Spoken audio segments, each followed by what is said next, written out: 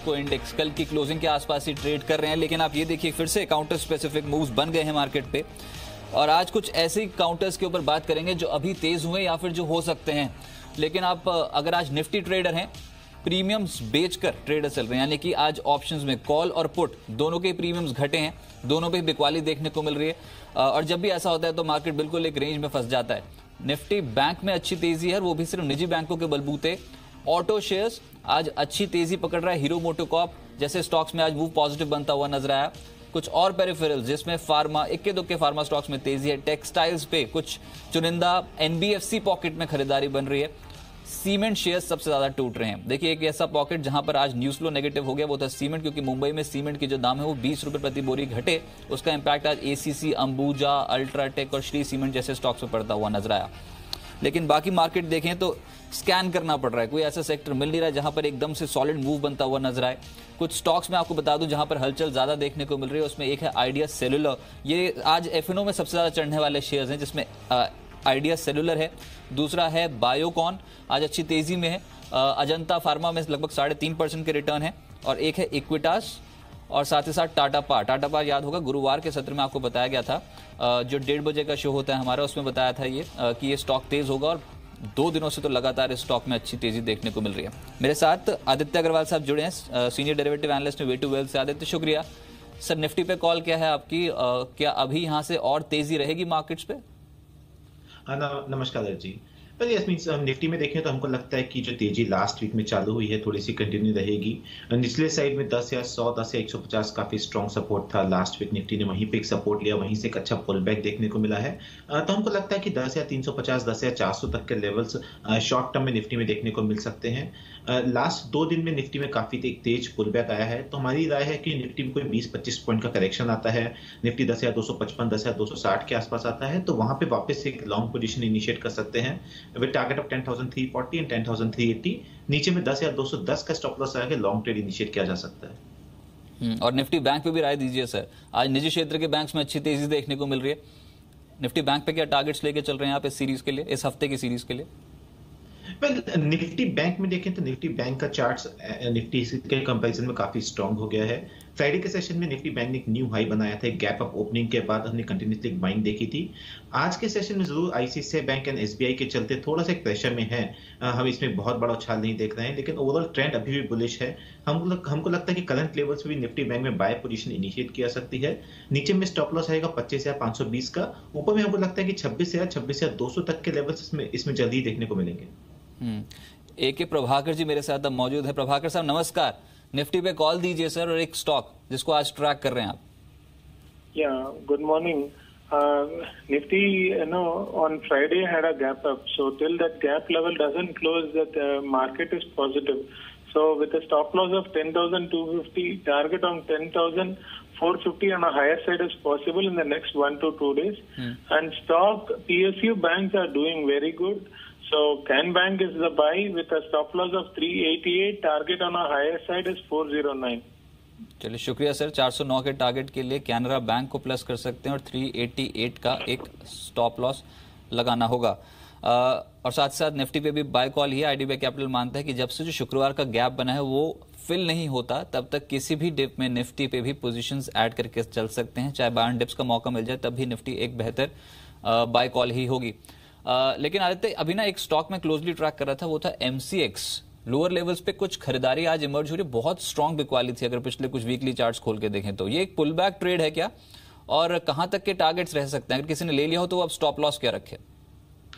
MCX में देखें तो वन साइड हमने करेक्शन देखा था, 1160 से स्टॉक 930, 940 के आसपास तक गया, बट वहां पे काफी क्रूशियल सपोर्ट लेवल था, वहीं से हमने अच्छा पुल बैक आते हुए देखा था। फ्राइडे को हमने एक शॉर्ट कविंग आते हुए देखा था, आज हमने थोड़ा सा एक लॉन्ग पोजीशन बनते हुए देखा है। तो हमको लगता है कि यहाँ पे अगर किसी को इमीडिएट ट्रेड लेना है तो 1020, 1025 तक के लेवल्स इसमें एक अभी इमीडिएटली देखने को मिल सकते हैं। अगर थोड़ा सा लंबा रुकेंगे तो 1060, 70 तक के लेवल्स भी इसमें देखने को मिल सकते हैं। यहाँ पे करंट लेवल से बाय करके चल सकते हैं with a stop loss of 950, target of 1020 to 1060। 950 का स्टॉप लॉस बैठेगा, 500 का लॉट साइज है, थोड़ा नीचे है स्टॉप लॉस, लेकिन एक बाउंस तो मिला है आज इस स्टॉक में। मेरे साथ प्रदीप हौरचंदानी जी मौजूद हैं प्रूडेंट ब्रोकिंग से। प्रदीप जी नमस्कार, बताइए आपकी निफ्टी पे कॉल और एक स्टॉक जो क्लोजली ट्रैक कर रहे हैं आप। नमस्कार रजत। इंडेक्स पे हम जो पॉजिटिव बायस है उसको मेंटेन करेंगे, क्योंकि 34 EMA के ऊपर इसने क्लोज दिया था और इसी 34 EMA का जो सपोर्ट है वो 10,210 पे है, तो उसी का स्टॉप लॉस रख के लॉन्ग पोजीशन होल्ड करेंगे। 10,340 10,350 के रीजन में रेजिस्टेंस जोन है, उसको क्रॉस करेगा तो फर्दर अप मूव आएगी। फॉर द टाइमिंग इसी रेजिस्टेंस जोन को टारगेट मान के और 34 EMA का सपोर्ट रख के इसको लॉन्ग करेंगे। स्टॉक की अगर बात करें तो रेमंड में आज काफी अच्छी मूवमेंट है। प्रीवियस स्टॉक को इसने आर्ली चार्ट से काटा है, वॉल्यूम्स भी काफी अच्छे हैं, F&O में 3% का बिल्डअप भी है। यहाँ पे 940 के स्टॉप लॉस और 1000 के टारगेट के साथ लॉन्ग पोजीशन इनिशिएट करना चाहेंगे। टेक्सटाइल स्टॉक्स वैसे ही बहुत अट्रैक्टिव हैं, चाहे वो डेरिवेटिव्स का हिस्सा हो या फिर ना हो। आप रेमंड में जो कि डेरिवेटिव्स पे उस पर बेट लगाने की सलाह दे रहे हैं, टारगेट है 1000, स्टॉप लॉस 940 के जोन्स पे लगाना होगा। शुक्रिया। निफ्टी पे भी आपकी बाय कॉल है, तो ये 2 कॉल्स हो गई, एक तो है रेमंड और दूसरा है कैनरा बैंक। मेरे साथ मनीष मिश्रा जी जुड़े हैं इस समय प्रॉफिट यात्रा से। मनीष जी नमस्कार, स्वागत है। निफ्टी पे आपकी कॉल चाहिए और एक स्टॉक जो तेज होगा यहाँ से। नमस्कार रजत जी, जिस तरीके से निफ्टी नीचे के लेवल्स पे सपोर्ट लेके वापस आया, तो निफ्टी में यहाँ पे एक स्ट्रेंथ दिखाई दे रही है और हमें लगता है कि शायद ये स्ट्रेंथ निफ्टी को 10,400 तक लीड करेगी। तो निफ्टी में बाय करने की सलाह होगी। 10,400 तक के टारगेट्स आपको जल्दी देखने को मिल सकते हैं। यहाँ पे निफ्टी में 10,200 का स्टॉप लॉस रख के काम करें तो बेहतर है। ठीक है, और स्टॉक कौन सा ट्रैक कर रहे हैं सर? स्टॉक में एक रिलायंस कैपिटल हमें अच्छा लगता है, ऊपरी लेवल से काफी नीचे आ चुका है और यहाँ पे अपने सपोर्ट लेवल्स के आसपास है और उन सपोर्ट्स के आसपास एक बाउंस बैक भी दिखा रहा है। तो शायद ये बाउंस बैक ऊपर और थोड़ा जाएगा, तो हमें लगता है कि यहाँ पे रिलायंस कैपिटल लगभग 443 444 के आसपास चल रहा है और यहाँ पे इसको खरीदा जाता है। तो 460 तक के लेवल रिलायंस कैपिटल में अगले 2-1 दिन में देखने को मिल सकते हैं। 437 का स्टॉप लॉस हम लोग सलाह देंगे। और खरीदारी बढ़ी भी है, इनफैक्ट एडीएजी पैक है, उसमें लोअर लेवल से आज एक पुल बैक ट्रेड देखने को मिल रहा है। आप मान रहे हैं 460 का लक्ष्य, 437 का एक stop loss, risk reward ratio favour में।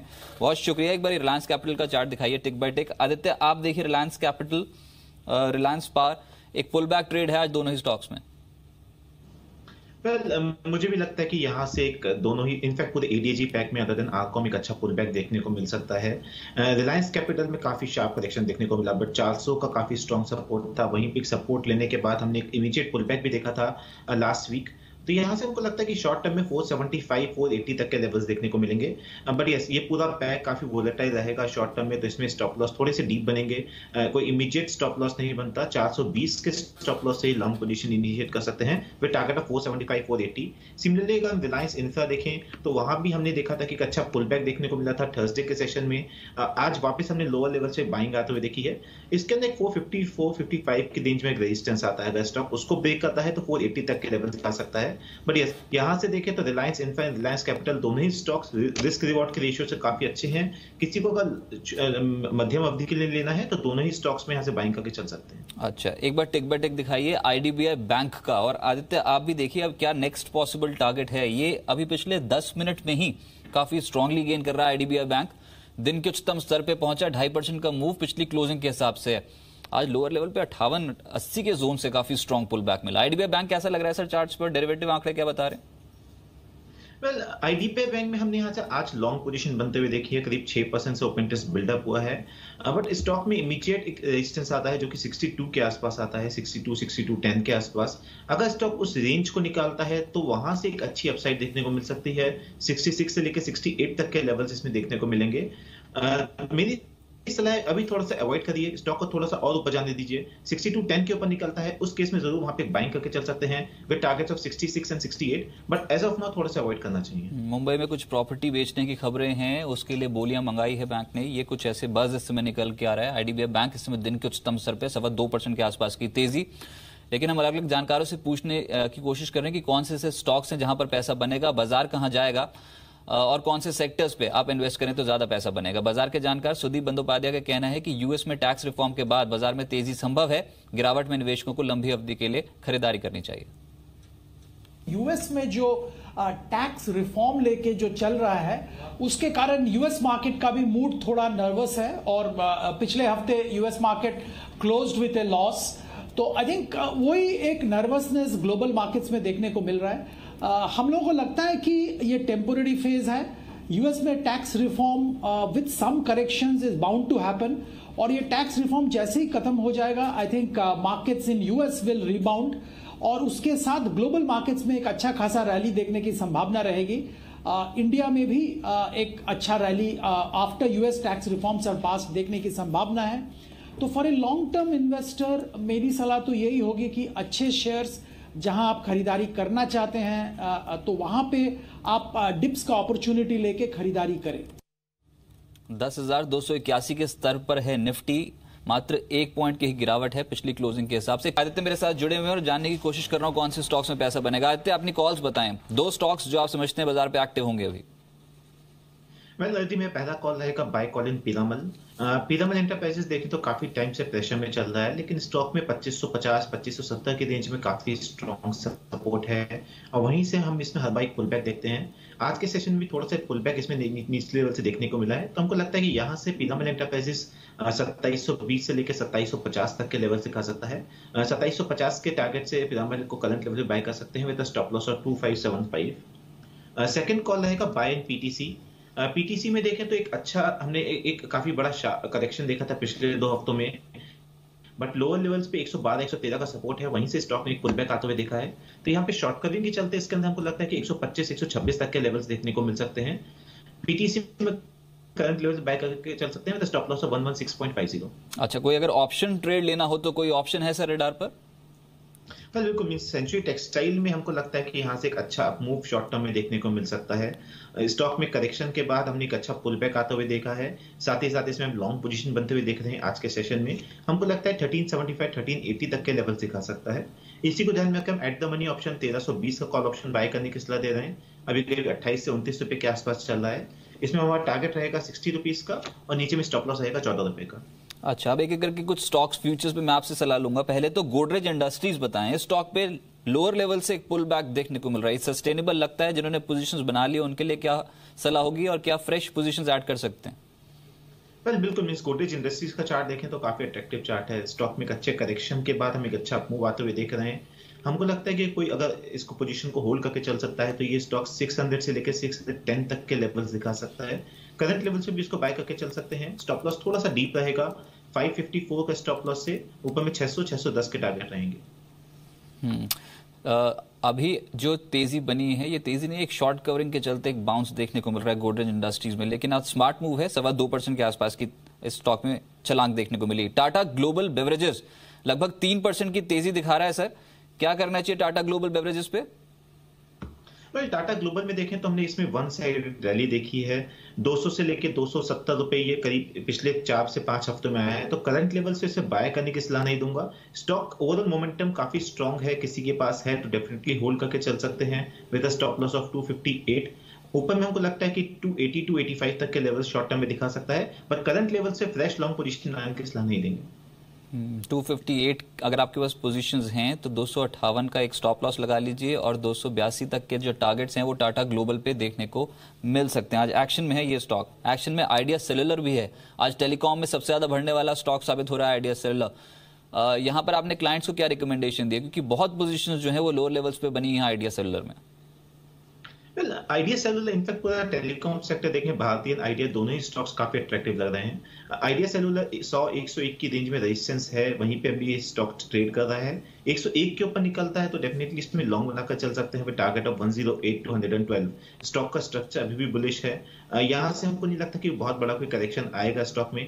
96 के स्टॉप लॉस से बाय करके चल सकते हैं 101 के ऊपर with target of 108 to 112। Okay right, तो आइडिया सेलुलर में भी यहाँ पर जो है पोजीशंस होल्ड करने की सलाह रहेगी, या फिर कोई भी डिप आ जाए तो फिर से पोजीशंस जो है वो ऐड करके चल सकते हैं आप। आईआरबी इंफ्रा, ये स्टॉक देखिए सर, ये लोअर लेवल से, इनफैक्ट ये मेरे को याद है लास्ट टू लास्ट वीक, पिछले हफ्ते तो एक पुल बैक देखने को मिला था, उससे पहले एक डिप आया था इसमें, बहुत स्मार्टली गेन कर रहा है तब से। अब ये पहुंच गया 238 के जोन से और जो चाल बनी है 225 222 के जोन से बननी शुरू हुई है आईआरबी इंफ्रा में। आज भी लगभग 2% ओपन इंटरेस्ट ऊपर है, क्या करना चाहिए आईआरबी इंफ्रा में? आईआरबी इंफ्रा देखें तो स्टॉक ये बहुत एक रेंज में स्टॉक ट्रेड करता है। पहले इसका रेंज था 205 से लेके 230 का, अभी इसका रेंज वो थोड़ा सा चेंज होकर 225 से लेके 255 का हो गया है। तो हमको लगता है कि अभी भी स्टॉक में थोड़ी सी अपसाइड बाकी है, ऊपर में 250 255 तक के लेवल्स शॉर्ट टर्म में दिखा सकता है। यहाँ से रिस्क अभी भी बायर्स के फेवर में है, करंट लेवल से बाय करके चल सकते हैं विद स्टॉप लॉस ऑफ 230। ऊपर में पहला टारगेट रहेगा 250 का, सेकंड टारगेट रहेगा 255 का। Okay right. और आज एक खबर येस बैंक पे आई, वो ये थी कि ये सेंसेक्स का हिस्सा बनने जा रहा है 18 दिसंबर से। एक मूव बन गया, येस बैंक, इंडसइंड बैंक जैसे जो स्टॉक्स हैं वो आज लीड कर रहे हैं बैंकिंग को। ये दोनों ही स्टॉक्स कैसे लग रहे हैं, येस बैंक और इंडसइंड बैंक? वेल, दोनों ही स्टॉक्स काफी अट्रैक्टिव लग रहे हैं। पर्टिकुलरली येस बैंक देखें तो वीकली चार्ट्स पे एक ट्रेंड लाइन को रिस्पेक्ट किया इसने, जो कि 300-302 के आसपास आती थी।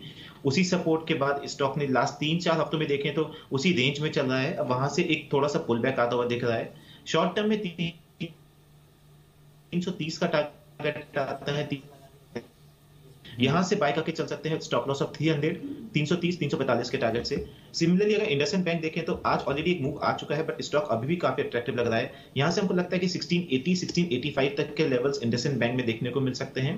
करंट लेवल से बाय करके चल सकते हैं with stop loss of 1640 and target of 1685। दोनों ही स्टॉक्स अट्रैक्टिव लग रहे हैं। एक आखिरी प्रश्न होगा आपसे, ये जो फार्मा में तेजी बनी है ना दो स्टॉक्स में, एक तो है बायोकॉन और दूसरा अजंता फार्मा, इन दोनों में से अभी भी रिस्क रिवॉर्ड रेशियो के हिसाब से किस में पोजीशंस कैरी करनी चाहिए, या फिर दोनों को अवॉइड करेंगे आप, बायोकॉन और अजंता फार्मा में से? बायोकॉन को मैं करंट लेवल से थोड़ा सा अवॉइड करूंगा, क्योंकि हमने इसमें वन साइड रैली देखी है। साथ ही साथ स्टॉक अपने रेजिस्टेंस जो कि 420, 425 के आसपास है, उसको टेस्ट करके थोड़ा सा आज वहां से फिसला है। बट इसके कंपैरिजन में अगर अजंता फार्मा देखें तो स्टॉक वो काफी अच्छा लग रहा है। काफी टाइम से ये स्टॉक एक रेंज में चल रहा था, 1150, 1275 की रेंज था स्टॉक का। आज स्टॉक ने उस रेंज को ब्रेक किया है। साथ ही साथ ओपन इंटरेस्ट में करीब 12% शेयर ऐड हुए हैं, जो कि लॉन्ग साइड में है। तो यहां से अजंता फार्मा में हमको लगता है कि एक बड़ी तेजी देखने को मिल सकती है, और स्टॉक 1450 से लेकर 1480 तक के लेवल से खा सकता है। अजंता फार्मा अभी भी बाय करके चल सकते हैं with stop loss of 1280 and target of 1450 to 1480। Metal stocks पे जरूर नजर रखें। और टिक बाय टिक देखिए स्टील अथॉरिटी का ये दिन के उच्चतम स्तर पे एक स्मार्ट मूव दे रहे हैं मेटल स्टॉक्स। लोअर लेवल से खरीदारी नेशनल एल्यूमिनियम और स्टील अथॉरिटी जैसे स्टॉक्स में बन रहे हैं, इनको अपने रडार पर रखें। बहुत शुक्रिया आदित्य मेरे साथ जुड़ने के लिए और काउंटर स्पेसिफिक बात करने के लिए। लेकिन अब कमोडिटी मार्केट का रुख करते हैं। मेरे सहयोगी मृत्युंजय मेरे साथ इसमें जुड़े हैं। मृत्युंजय बताएं कमोडिटी मार्केट पे एक्शन। रजत, आज कमोडिटी मार्केट की बात करें तो एग्री कमोडिटीज में आज एडिबल ऑयल कॉम्प्लेक्स में जोरदार तेजी का माहौल बना हुआ है। सोयाबीन, सोया तेल, मस्टर्ड, सीपीओ, इन तमाम काउंटर में आज एक बड़ी तेजी का माहौल बना है, क्योंकि इसके पीछे वजह यह है कि सरकार ने इंपोर्ट ड्यूटी में भारी बढ़ोतरी की है, जिसका इम्पैक्ट आप प्राइस के ऊपर देख रहे हैं। करीब 3% ऊपर है सोयाबीन। सोया तेल में 4% का अपर सर्किट लग चुका है, सीपीओ में सर्किट लग चुका है। और जानकारों की ये राय है, आज हमने बात की है कार्वी कॉम्ट्रेड से, उनका ये मानना है कि अगर आपको सोयाबीन में 2910 का स्तर दिखता है इंट्राडे में तो आप बाई करिए। टारगेट होगा 2970 का, 2860 के स्तर पर आप स्टॉप लॉस लगाएं। सोया तेल में 720 एक महत्वपूर्ण लेवल होगा बाइंग के लिहाज से, टारगेट होगा 730 रुपये का। और आरएमसी अगर आपको 3950 पर दिखे तो आप बाई करिए, लक्ष्य होगा 4020 का, 3915 के स्तर पर आप स्टॉप लॉस लगाएं। इसके अलावा चना एक महत्वपूर्ण काउंटर होगा इंट्राडे में, 4770 के भाव पर आप बाई कर सकते हैं 4840 के टारगेट के लिए। ग्वार एक अहम कमोडिटी है जहां पर एक बड़ा एक्शन देखने को मिलता है आमतौर पर। ग्वार में 3660 का लेवल बाइंग के लिहाज से अट्रैक्टिव होगा 3720 के टारगेट के लिए। और साथ ही गोल्ड में अगर आप कारोबार करना चाहते हैं तो चूंकि गोल्ड में एक रेंज बाउंड ट्रेड है, आज के लिए गोल्ड में 29,600 के स्तर पर बाई करिए, लक्ष्य होगा 29,900 रुपये का। चांदी एक अहम काउंटर है जहां पर आपके लिए कारोबार के मौके होंगे, 38,800 के भाव पर आप बाई करिए, लक्ष्य होगा 40,200 रुपये का। तो ये कोई महत्वपूर्ण कॉल जहां पर आपके लिए कमाई के मौके होंगे। मार्केट में ट्रेड करिए लेकिन स्टॉप लॉस के साथ।